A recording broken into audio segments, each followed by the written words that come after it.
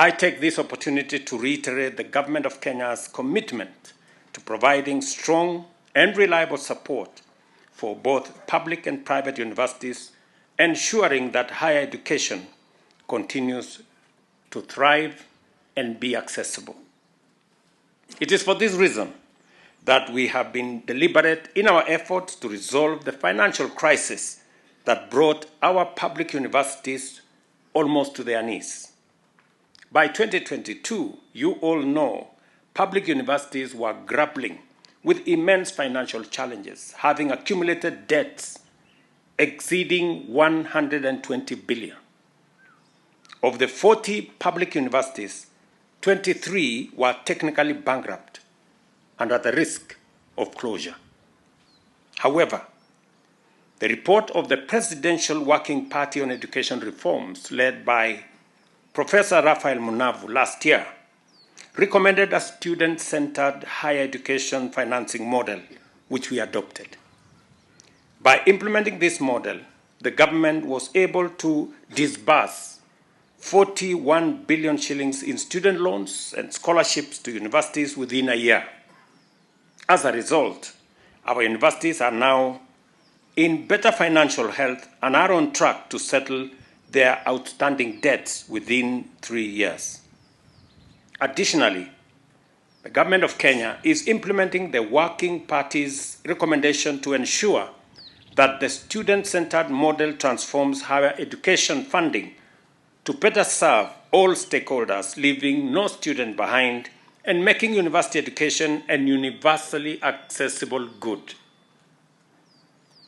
I know for a fact, and I have been briefed here, that this university suffered from the old model's deficiencies, and that today the Government of Kenya owes this university upwards of 460 million. I know it has done big damage to this university, and that is why I took the responsibility to sort out the challenges that bedeviled the old model. The old model almost brought many of our universities to closure. I know this university suffered a great deal. I am aware that this university was temporarily closed for a few months. And it was not right, because we were responsible for the huge debt of 460 million owed to this university. And it is the reason why it cannot be business as usual. We cannot continue the way we have been doing before. It is not right that we continue a model that has created huge debts.